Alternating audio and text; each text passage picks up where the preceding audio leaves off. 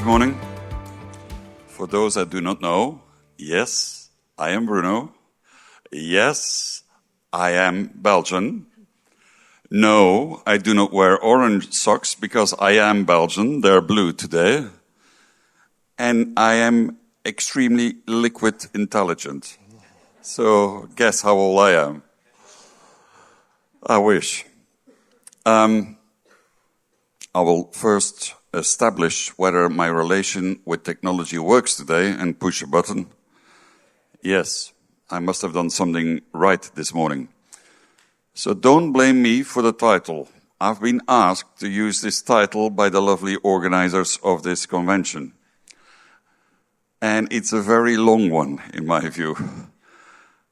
And I believe I should not talk about the title, but I should try to explain you what is the overall aim of my speech today.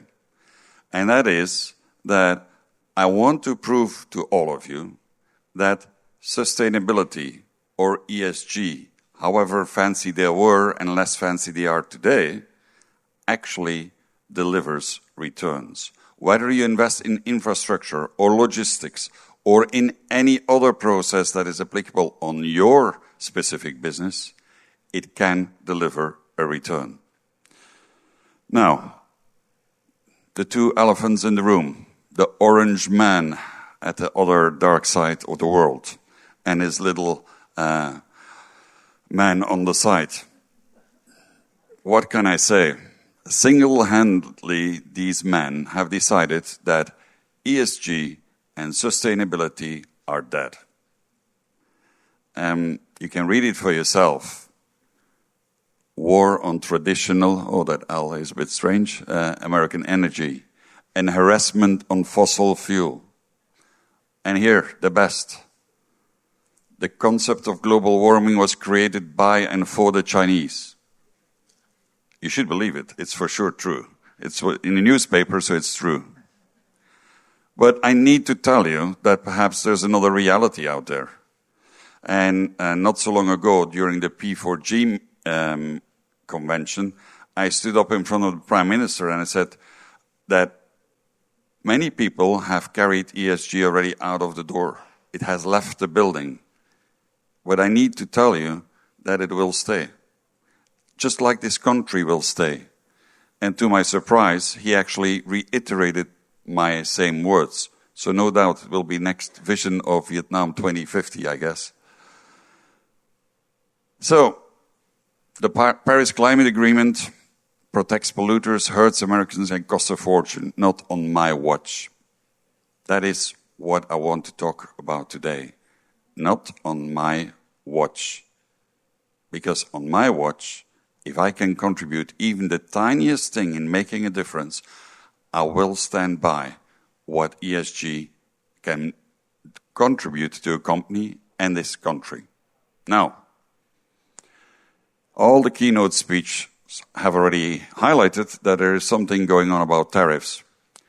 So I thought I'd better put it on a screen. So I've talked about it. I've set the stage. There are tariffs. They're not the end of the world. They come and they go.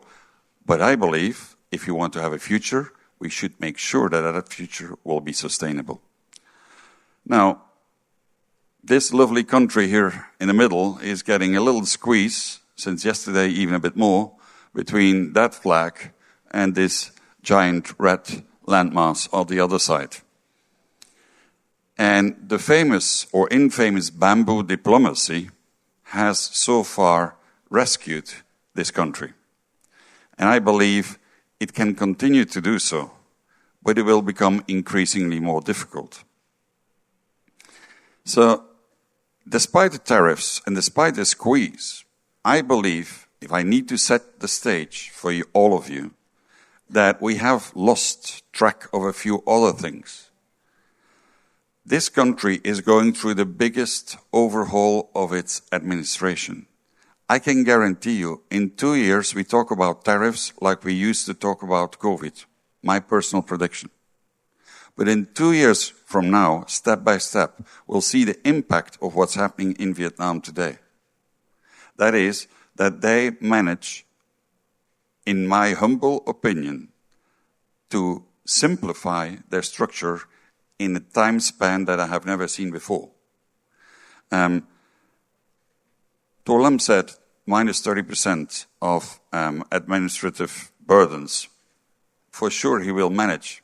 He cut out already half of his ministries, and on top of that, he cut out half of his provinces. And I'm not even going to talk about the fact that the man also actually has decided to take out one of the 3 governance levels inside a province. Soon you don't have any districts. If you can calculate, all of that stands for more than 30% cuts. And within 5 years, 150,000 people will leave government duties. They need to find another job or retire. That's 150,000 people that will start to work. That's great, right? In Europe, as Belgian, I need to accept that I'm a European. Honestly, it's not possible. My country has the highest percentage of ministers and parliaments and senates per capita of the whole world. We have 4 governments. So I recommend that we start talking about what is really happening and are less looking at the headlines. We've become a planet of headlines, screaming at you every day. And I believe underneath you can find drivers for economic growth.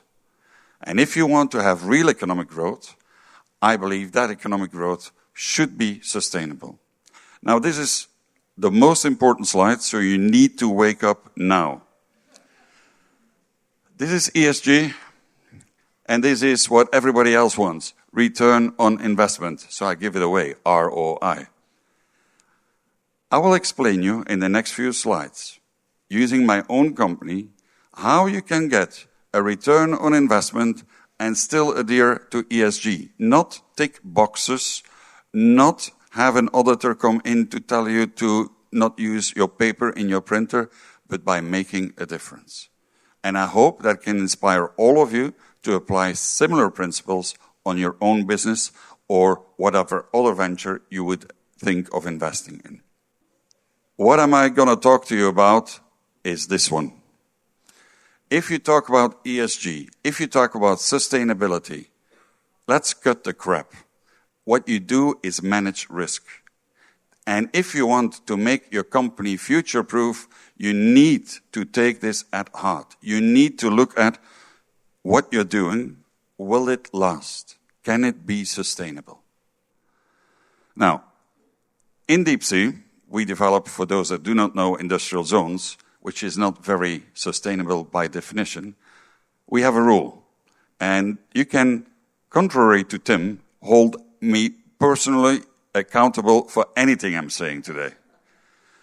But in our company, we have a rule. And the rule is, if something needs to be sustainable, by definition, it should be profitable. And I'll explain you why. If something is sustainable, but it's not profitable, you can ask for subsidies, you can ask people that want to do something for you, but at that moment, you cannot call it a sustainable event, because I believe it becomes a charity event. If the sponsor walks away, it will die off. If you want to make a real difference, you need to hold up your own pants. You need to stand for what you do and ensure that it can have a long-lasting life. Now, sustainability has a huge problem. It's too big. There are too many colors in sustainability. Everything can be sustainability. So many things that are related to sustainability. So everybody can say, I'm doing something sustainable, and that makes it also very easy to greenwash. Now, I believe that in that case, you need to focus. You need to make a difference. And if you want to make a difference, you need to, as highlighted before, you need to make sure that you have a vision, that you have a scope. And our scope is to create sustainable growth. And the definition of sustainable growth is that it's growth that can continue to last, that we can keep growing. For that, we have decided, in the middle of all of our efforts, to transform our industrial zones, which are in the past these ones, a normal standard industrial zones, into these ones, which should be following the new standard on eco-industrial parks. Not so many of you know, Vietnam is the only country in the whole world who has adopted inside its law framework the standard on eco-industrial parks as issued by the United Nations. It's the only country today that has a law for it. That's a good part. The bad part is they didn't describe how to become an eco-industrial park, but we're working on that. We are one of the 5 pioneers to do this, and through that change and transformation project, we have established quite a few things. And I would like to share some of them to give you a better idea on what that means. First and foremost, you should draw a holistic circle around anything you do. Whether you're an industrial zone or whether you're a company, it is highly interesting to map what is going in and what is going out. And the more that you understand what is going in and what is going out, the easier it becomes to start drawing all these lines. Fancy word of the day, synergy. Even more fancy one, including in Vietnamese law, industrial symbiosis. You try to share resources. You try to actually put efforts together to have a bigger impact. But there's something else. If you share, life becomes cheaper. If life becomes cheaper, then your return on investment becomes higher. So, as a company, we try actually to look at what services we can share, what energy setup we can offer, what water management system we can offer, and actually start to roll that out. Now, that's a theory. I've done enough. I should actually start talking about examples. As an industrial zone, it's not so easy to make this choice because it's much easier to just sell land. Sell land, take the money, and run. It's what most of our Vietnamese competitors actually do. So we would like to do something else. So what we did is making sure that our compass that was referred to is clear, that we know where is the Northern Light, another fancy one of these days. So if the aim should become to improve resource efficiency and cleaner production and to apply circular economic principles, what does that mean? And we've decided that we should be clear in our choices. Number one, we want to set up those activities that are beneficial for our customers, tenants, or the local community. Secondly, we want to develop infrastructure that is resilient to change, the change that the climate is bringing to us. And thirdly, we would like to give something back. I'm a very big fan of giving back. I do not believe that you should always aim for profit, because sometimes by giving back, you actually create even more profit. And you should give back without asking. We, as an investor, should give back to this country. As an investor, we should look after the people of this country.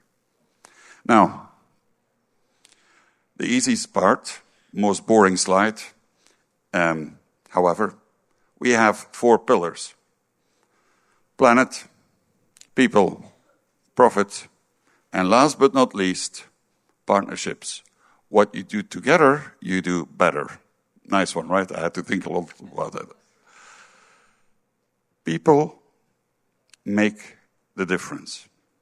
I believe, as a company, you need to look after your people first and foremost. Without people, you don't have a company. The planet, we only have one, so we better take care of it. And as a company, if you want to make a difference, you need to earn money. However dirty it is, I'm not a banker, so I'm allowed to say that, but we need to make money to keep doing what we do. So, let's make it a bit more lively. what do? We collect plastic waste, we grind it, plastic waste from our customers, we grind it, and we put it in nice little pallets, and then we replace bitumen and put molten plastic inside our roads. It's 15% stronger, it makes less noise, it is more impact resistant, and it's smoother. Downside, no law. Nobody in the world could have imagined that we have so many laws in Vietnam, but not for a plastic road. So we built one. We built 7 kilometers of road a year. And now we are trying to get this officialized, that soon we can build all our roads using this waste. For that, we have to do an enormous amount of work, because if something is new in Vietnam, it takes quite a long time to get it approved. Next, we have decided that as a company, we are behind the meter. So, to be clear, 3,400 hectares of industrial zone land, which is the biggest in Vietnam, in the north of Vietnam, is completely behind the meter. No EVN, no Northern Power Grid. We invest in the grid, we have our substations, we have our connections to our customers. And that allows us, because we're behind the meter, that we can start doing these little projects. First, you could only do 1 megawatt at a time, and then you could do more than 1 megawatt at a time. And now, thanks to some changes in PDP 8, you can do unlimited amount of projects at a time, if you're behind the meter. And we should also not look only at how much we can create, but we also look at the use. So we committed that over time, we will phase out all our fossil fuel vehicles. We started with that last year. And as you can see, 6 out of our 48 motorbikes are electric, 2 out of our 9 cars, 1 out of our 6 trucks. Next time you see me, it will be different. And last but not least, this is my windmill. I used to have long hair, and not one of them was gray when I started building it. 2.5 years to be approved, to be allowed to have a windmill, and I only got it because we signed off that if the law changes, we will tear it down. Because in Vietnam, there's no law that says that you can build a windmill in an industrial zone. So, by definition, you can't get a construction permit. What I'm most proud of all the examples I'm going to give you, is that in 2020, we lost a gigantic carbon-neutral European investor that you all know, who wanted to come to deep sea. They came to the south. That company told us that the main reason why we couldn't take them is because we were not insurable. And Tim actually briefly talked about it. Both Ho Chi Minh and Hai Phong, where I'm based, are in the top 10 of most risk-prone deltas in the world regarding flooding. That means that if you want to insure your brand new factory in that area, the insurer will say no, because it will flood, statistically speaking, within the next 50 years. So what we did is, when we lost that gigantic customer, we said, let's go for once. Let's go to the Dutch. I don't do it easily, Daniel, but I went to the Dutch. Because they have an engineering company, Royal Haskoning, who is actually really, really well versed. Because, as you know, the Dutch are an abomination. They're not supposed to have land because they're underwater. And they're chucked out of Belgium, so they gain some land on the sea. That's why we are called deep sea. Now, why would we run the most expensive part of the consulting that we've ever paid, also the Dutch? Why would we do that? For one reason only. We set ourselves the target that we want to withstand any catastrophic natural event that can happen once in 100 years, including a medium climate change scenario. So not the worst one, but also not the easiest one. So more than the almost a centimeter of raise of water levels a year than Tim has explained. So now, why would you do that? Time to wake up again, return on investment. First of all, I would like to get my customers insured. If they can get insured, they're willing to pay and come to us. Secondly, one of the things that came out of it is that there is not enough buffer, water retention. If you have a typhoon, there's a lot of water coming down. If there is too much water coming down, normally the streets will start to flood. The good thing is, if you start making buffers, you dig holes, you make ponds, you lower land level. That's where I learned something from the Dutch. They had already low land levels. So they didn't invent it, they got it. But we have been imitating that. We have been lowering the land instead of raising the land. So I need to buy less sand, and on top of it, it becomes cheaper. So it pays for itself.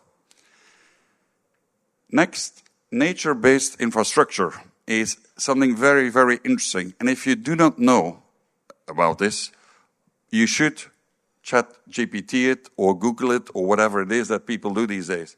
It's extremely interesting. It means that you're going to use nature to overcome the same things that otherwise you would use concrete for.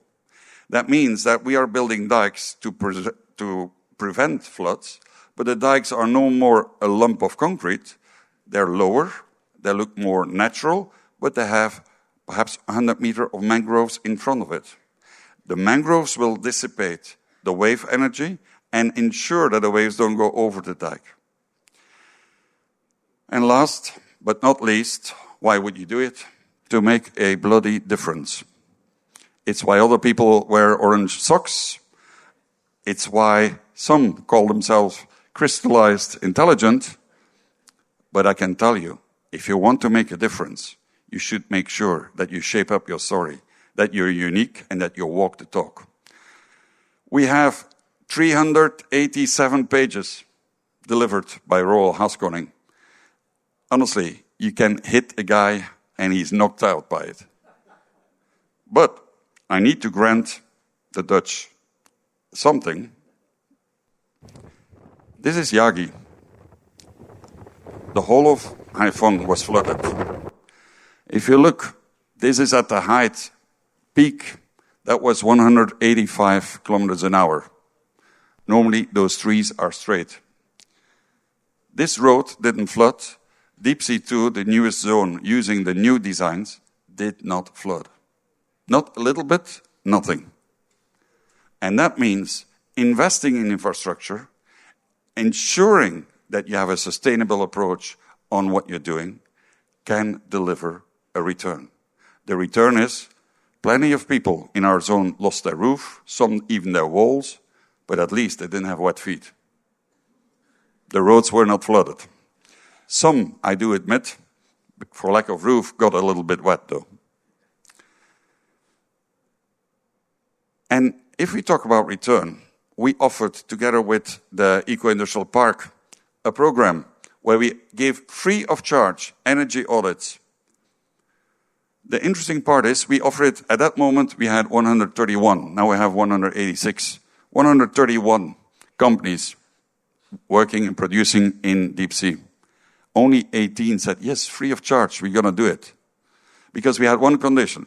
It's free of charge, but you need to look into the conclusions of the energy audit and you should execute it. In the end, only 14 out of 18 executed it, but we actually save 63 billion dong every year in energy. I believe that's quite a bit of money. And that was free, because we paid for it. But because we paid for it, it was an investment. And that investment was 0.001 in total of our cost. We should go a bit faster. I'm a bit mystified. Yes. My screen. The latest development in deep sea we've decided to collect waste, only biodegradable waste. And that waste is now transformed into compost. And with that compost, we nurture our trees, and we grow the larvae of soldier flies, black soldier flies. And those larvae actually degrade the compost again. And that makes a circle economic loop. We use waste of a glass manufacturer to actually reclaim our land. We use dredging mud that nobody wants, consolidate it, and use it to make land.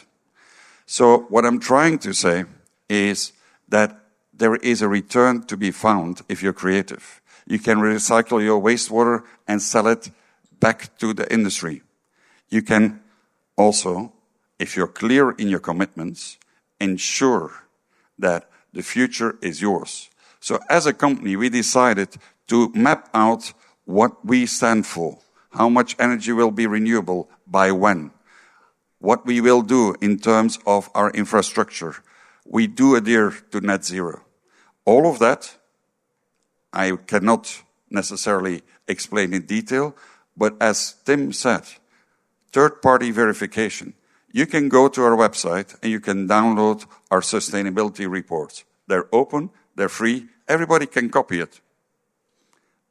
Because I believe by being an example and making a difference, you can actually make change happen. I'm telling you a very positive story. During my speech, I also highlighted that sometimes it's a bit difficult to make this happen. And there are 4 fields where I believe we have a problem. The law, I don't think the law is necessarily always correct in Vietnam. The conflicts, if you have a law between laws, the lack of stakeholders' engagement, there is no incentive today to be sustainable in Vietnam. And a legal framework is actually not up to date with the technology. So, I've talked a lot, perhaps too much. And you still don't know what we do. What we do is this. This is 2018, and this is today. And that is a real picture. I didn't have to do anything AI with this. We did make this happen. And that's where I need to conclude. By showing you what you can build, but at the same time, I need also to talk to you about the one slide that you should take home. That is, we did this, and in the meantime, our company grew over the past 7 years times 5. And the most important lesson, so now it's really time to wake up, that I need to explain to you. I said something cannot be profitable. Something cannot be sustainable if it's not profitable. The secret is that being sustainable doesn't make you less profitable. It makes you more expensive, but I can guarantee you firsthand, it can you also make more profitable. And that is why, before anything else, you should be really quizzing yourself if you do not put this right in front of the scope of your company. Thank you very much.